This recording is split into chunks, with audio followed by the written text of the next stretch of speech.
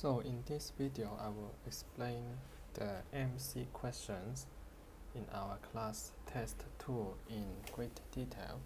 Again, you may go to the questions that you want to understand the solutions, and you may skip some of the questions if you wish.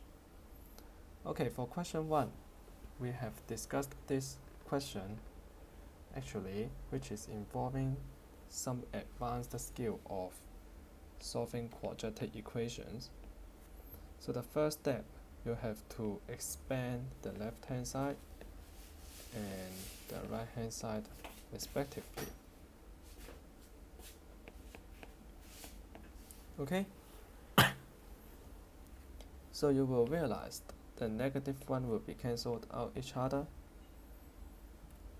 and upon switching all the terms to the left hand side, you create the 0 on the right hand side.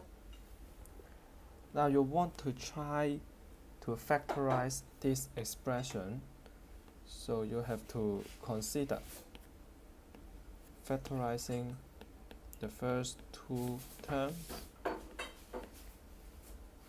followed by the second group to be x plus a. Now you have a common bulky factor of x plus a. If you take this out, then you have to recall the skill of carrying out factorization. You take out the x plus a,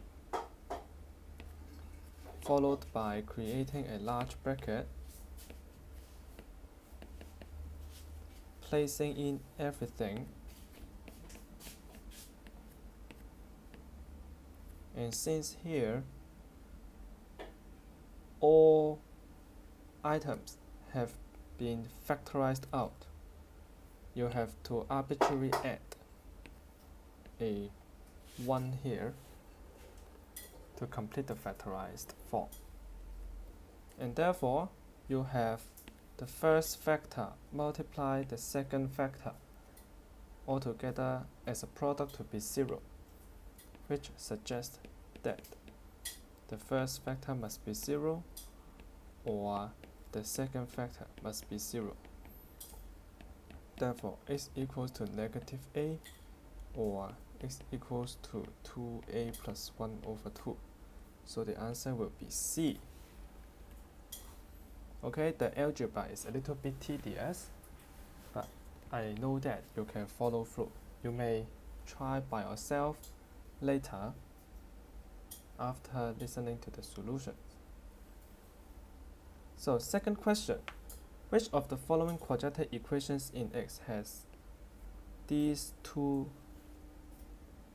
expressions as their roots?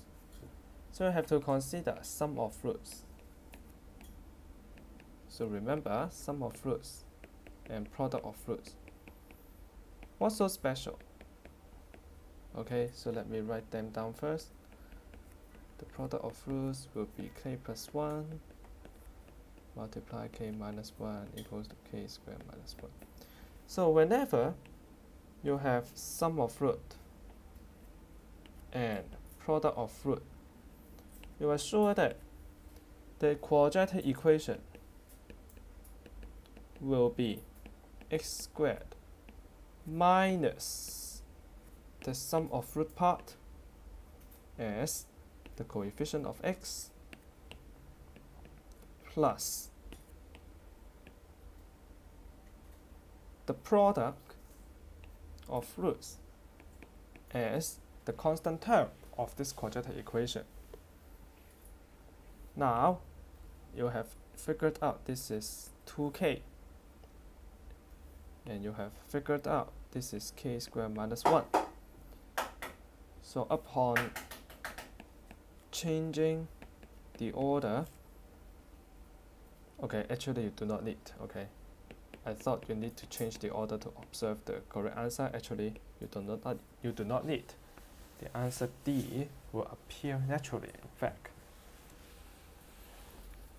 Alright, question 3. Now you have the relationship between x on the left hand side and y on the right hand side. So the mapping relationship maps x equals to 16 to y equals to 1. But one input of x gives out two possible values of y, which means that you phoned out a telephone number, but there are two different people responding to your call. This is nonsense in terms of the definition of a function. So the first statement will be wrong. So just to recall, the definition of function that one input should give out one and only one output. Alright? For first statement, the input of 20 violates the definition since the input of 20 is possible to give out two different outputs. But the vice versa is true this time, because if we input 1, we can get output 16. We input the value to be 5, we get the relationship back towards 20. Although if you input the number 10, you get the same output of 20. It doesn't violate with the definition of function. Okay, you can have two different phone numbers calling the same person. It doesn't violate the definition of function. Okay, this is question 3. So question 4. Here shows a table representing the relationship between x and y. So the key point is y is a function of x.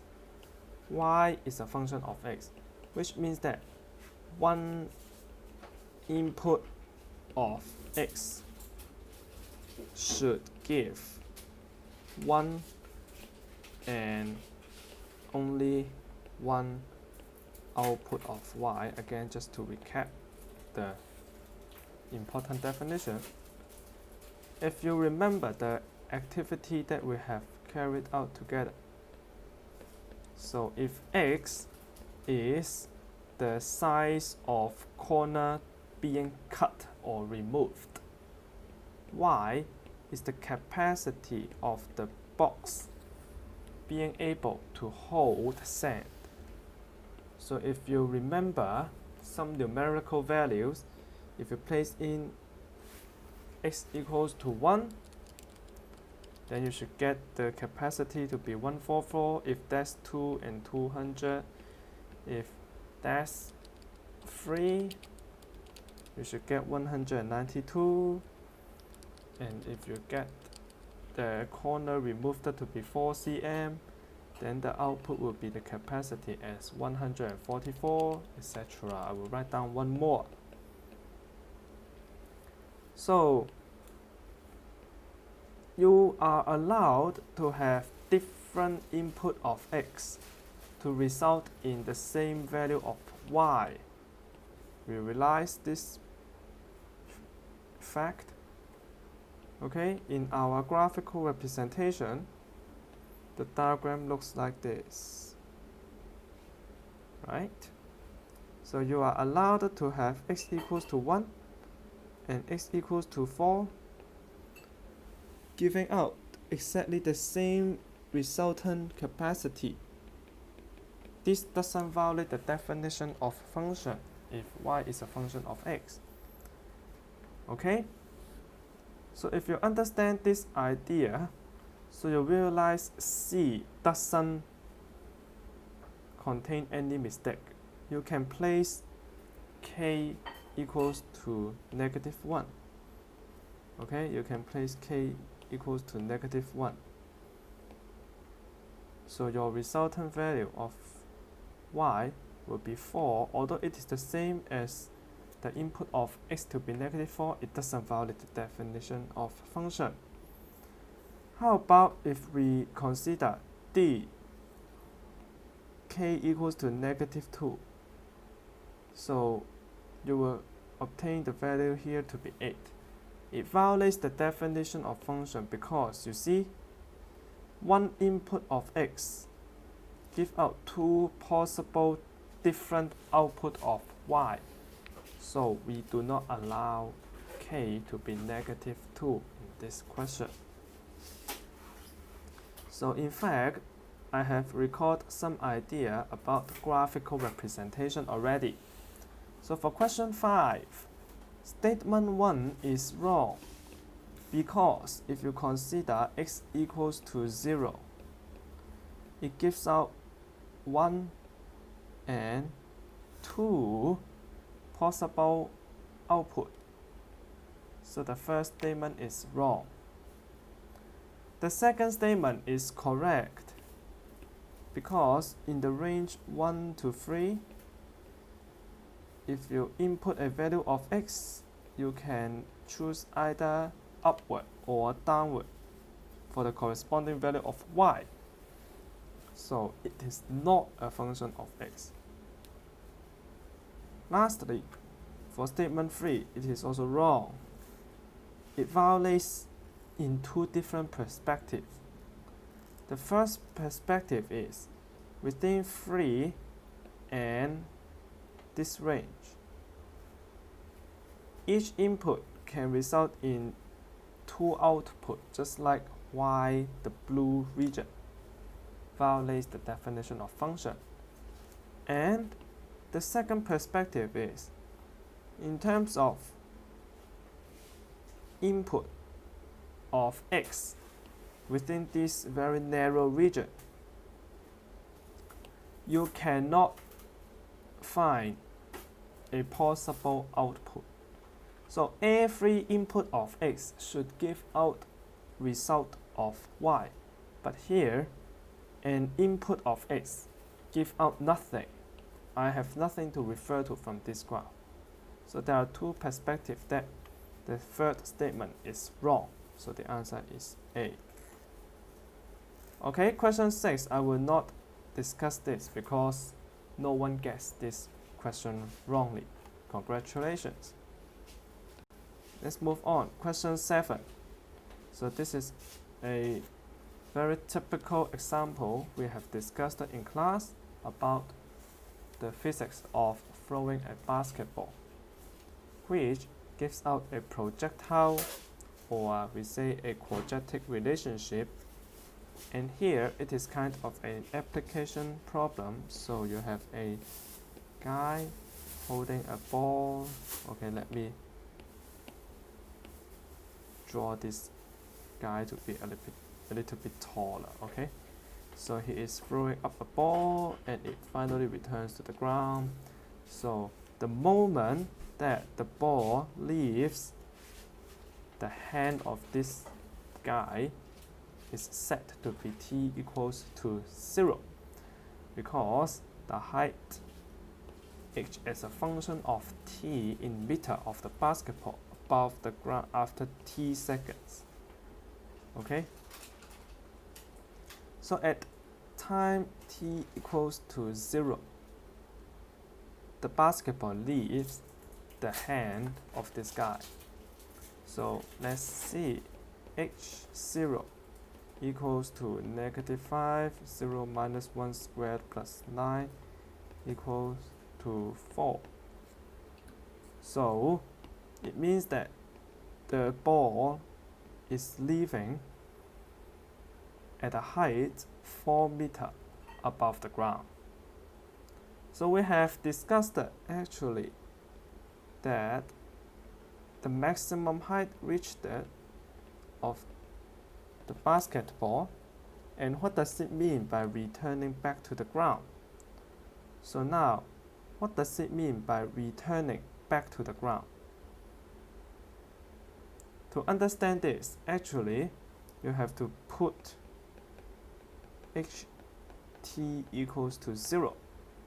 So when you place the height to be 0 meter above the ground, it means that the basketball hits the ground or returns to the ground.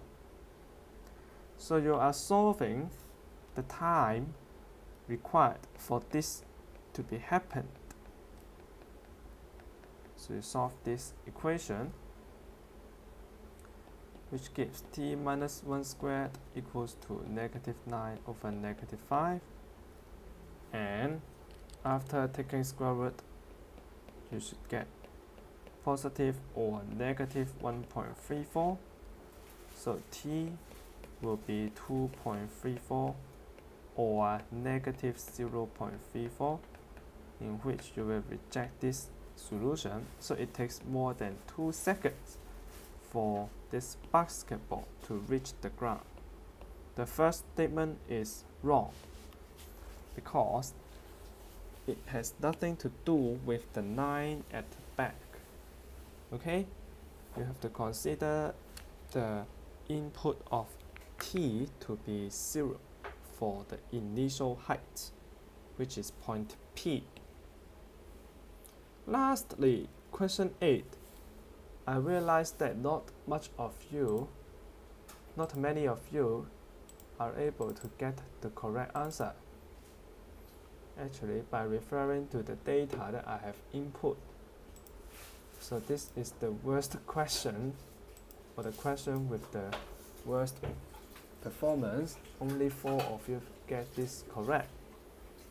So let's see why. So for k to be not equal to 0, which of the following must be true?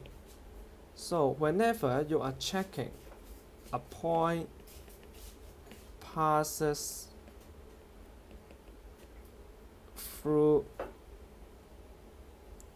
a graph, or okay, I should switch a little bit, because a graph or a curve, a straight line or a parabola passes through a point or not. So how do we check? You have to check for the given graph. So this is the graph that has been provided. I am asking a question if it passes through origin or not. So let's see. This is the corresponding coordinates of x, and the later one as the coordinates of y. So let's see. If we consider left hand side and right hand side respectively, left hand side is y and it is 0, while right hand side is 3k squared. K is not 0, but x is 0. Therefore, we can still obtain 0. And therefore, since left hand side is equal to right hand side after our simple checking, it basically implies that the graph passes through the concerned point. In this case, the graph is y equals to 3k squared x squared, and the point is the origin. So the first statement is correct. Second, so we perform similar idea. We check the left hand side to be purely y, and our target is again 0, while the right hand side is x squared minus 3k squared. X, we are interested to input 3k, and you will see that it will return 9k squared minus 3k squared equals to 6k squared. 6k squared can never be 0. It means that it will never be able to equal to the left hand side. So the second statement is always incorrect, and therefore the answer is A. So I hope that this video would help you to understand some of the questions in our class test. If you have any questions that are still unclear or you want me to clarify a little bit more, please feel free to contact. Okay, that's it.